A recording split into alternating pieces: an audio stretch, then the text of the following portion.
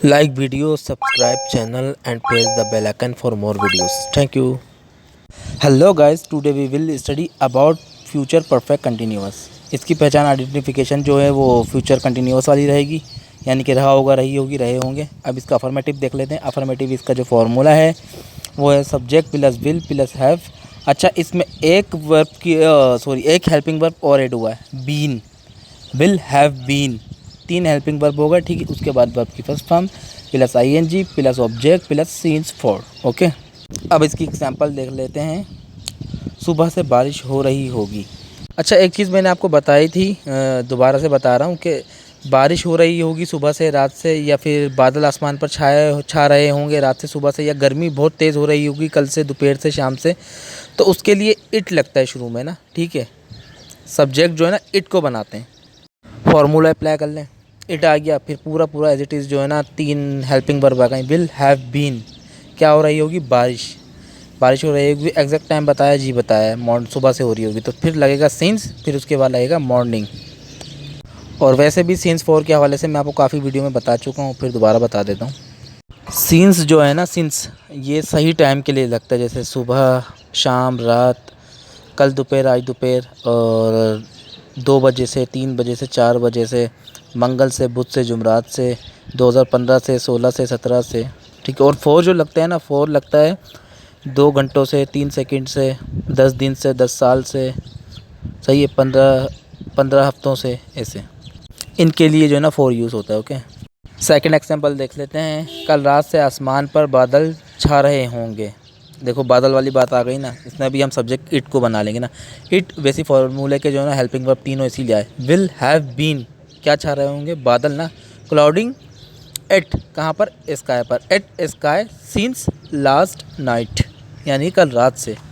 Exact time बताया ना। अब देख लेते हैं फ्यूचर परफेक्ट कंटिन्यूस का नेगेटिव। अच्छा, इसकी पहचान रहा होगा, रही होगी, रहे होंगे, वही रहेगी, ठीक है। फिर इसका फॉर्मूला देख लेते हैं, subject plus will not have been. अच्छा, मैंने कहा था ना आपको कि अगर 2 हेल्पिंग वर्ब होंगे तो उनके बीच में नोट लगेगा, और अगर ऐसी सूरत आ जाए जहाँ पे 3 हेल्पिंग वर्ब हो तो वहाँ पे नोट जो है ना पहली वर्ब की फॉर्म, पहली हेल्पिंग वर्ब के बाद लगेगा, फर्स्ट हेल्पिंग वर्ब के बाद लगेगा, जैसे कि यहाँ पे लगा है विल के बाद ना, ठीक है। अच्छा, फिर एज वर्ब की first form plus ING plus object plus since for. Okay, अच्छा, सिंस फॉर का भी मैं बता चुका हूँ, सिंस कहाँ लगता है, फॉर कहाँ लगता है। दोबारा बता देता हूँ, बल्कि एक नए तरीका समझा देता हूँ। जहाँ पे स्टार्टिंग पॉइंट होगा वहाँ पे सिंस लगेगा, जहाँ पे स्टार्टिंग पॉइंट नहीं होगा ना वहाँ पे फॉर लगेगा, ठीक है। एग्जाम्पल देख लेते हैं। वो 4 दिन से नहीं सो रहे होंगे, वो बहुत सारे लोग हैं, उसके लिए सब्जेक्ट हो जाएगा दे, फिर फॉर्मूला विल आ गया, फिर फॉर्मूले वाला विल के बाद जो नोट आना था वो आ गया, फिर हेल्पिंग वर्ब की जो बाकी की 2 फॉर्म में रह गई थी, हैव बीन आ गया, फिर स्लीपिंग, कब से नहीं सो रहे थे, 4 दिन से, तो उसके लिए फॉर यूज़ करेंगे। स्टार्टिंग पॉइंट नहीं है, for 4 days. Okay, second example देख लेते हैं। वो 2 घंटे से क्रिकेट नहीं खेल रहा होगा, यानी कि वो ही will not have been playing cricket for 2 hours. Okay, चलिए यहाँ फ्यूचर परफेक्ट कंटिन्यूअस का इंटेरोगेटिव देख लेते हैं। अच्छा, इसकी पहचान हुई रहेगी, रहा होगा, रही होगी, रहे होंगे। अच्छा, इसका फॉर्मूला देख लेते हैं। विल बाहर आ गया, सवाल ये है क्योंकि, उसके बाद प्लस सब्जेक्ट, फिर हैव बीन आ गया, हेल्पिंग वर्ब, एक हेल्पिंग वर्ब बाहर आ गया था। अच्छा, उसके बाद प्लस वर्ब की फर्स्ट फॉर्म, फिर प्लस जेनिंग form ING plus object plus since for. Okay, इसकी एग्जांपल देख लेते हैं। बच्चे 5 साल से पढ़ रहे होंगे। अच्छा, इसमें बच्चों से पहले क्या लगाना भूल गया, लेकिन एक फार्मूला अप्लाई मैंने सवालिया तौर पर ही किया है। आप यूँ सपोज़ कर लें, क्या बच्चे 5 साल से पढ़ रहे होंगे, ठीक है। सवाली निशान लगाना लगा लें, नहीं लगाना नहीं लगाएं, मसला नहीं है, क्योंकि ये वाला सवाल नहीं होता व्हाट आर यू डूइंग, तुम क्या कर रहे हो, तुम कहाँ जा रहे हो, ये वाला सवाल नहीं होता। समझ गए होंगे आप लोग। ये तो वाला सवाल होता है, ऐठवी बात कर दिया, कोई एक चीज़ इग्नोर कर रहा हो। भाई, बच्चे 2 साल से पढ़ रहे होंगे, तो आपने बोल दिया क्या 5 साल से नहीं पढ़ रहे होंगे, मुझे मालूम है 5 साल से पढ़ रहे हैं। फॉर्मूला अप्लाई कर देते हैं।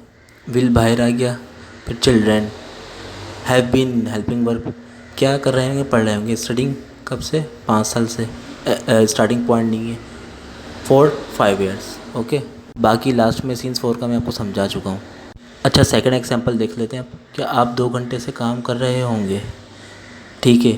विल हेल्पिंग वर्ब बाहर आ गया, फिर यू आप, यानी कि तुम, फिर हैव बीन हेल्पिंग वर्ब दोबारा आ गया, फिर क्या कर रहे होंगे, काम, working for 2 hours. So guys, चलते हैं फ्यूचर परफेक्ट कंटिन्यूस के लास्ट टॉपिक की तरफ, इंटेरोगेटिव प्लस नेगेटिव, ठीक है। अब इसका फॉर्मूला देख लेते हैं। इसमें भी विल बाहर आ जाएगा, यानी कि एक हेल्पिंग वर्ब बाहर आ जाएगी, उसके बाद फिर प्लस सब्जेक्ट प्लस नोट, फिर प्लस दोबारा हेल्पिंग वर्ब आ जाएंगे। हैव बीन नोट का इजाफा हुआ है क्योंकि इनकारिया बन रहा है और प्लस सवालिया बन रहा है। अच्छा, उसके बाद फिर प्लस आईएनजी प्लस वर्ब की first form plus ING plus object plus since for. आपको बता दिया सीन्स कहाँ यूज़ होगा और फॉर कहाँ यूज़ होगा। जहाँ पे स्टार्टिंग पॉइंट होता है वहाँ पे सीन्स यूज़ होता है, जहाँ पे नहीं होता स्टार्टिंग पॉइंट वहाँ पर फॉर यूज़ होता है। एग्जाम्पल की तरफ चलते हैं। क्या वो जुमे से रोड पर झाड़ू नहीं लगा रहा होगा? क्या वो जुमे से रोड पर झाड़ू नहीं लगा रहा होगा? चलना फॉर्मूला अप्लाई कर लेते हैं। विल वो यानी कि एक ही लड़का है, ही नॉट फार्मूले वाला गया क्योंकि नहीं है। फिर हेल्पिंग और दोबारा का हैव बीन क्या नहीं कर रहा होगा? स्वीपिंग झाड़ू। एट रोड कहाँ पर? रोड पर। फिर सिंस फ्राइडे कब से? जुमे से। एग्जैक्ट टाइम है। ओके, सेकंड एग्जांपल की तरफ चलते हैं। क्या वो 2014 से सब्ज़ी नहीं बेच रहे होंगे? वो बहुत सारे लोग हैं। सब्जेक्ट का विल बाहर आ गया, उसके बाद दे बहुत सारे हैं, दे नोट आ गया नहीं, हैव बीन दोबारा हेल्पिंग वर्ब आ गए। सेलिंग बेच रहे होंगे ना, सेलिंग क्या? वेजिटेबल सब्जियां। कब से? 2014 से। एग्जैक्ट टाइम में तो सिंस 2014। ओके, ये हमारा आखिरी ज़माने का लास्ट टेंस था, 12th टेंस।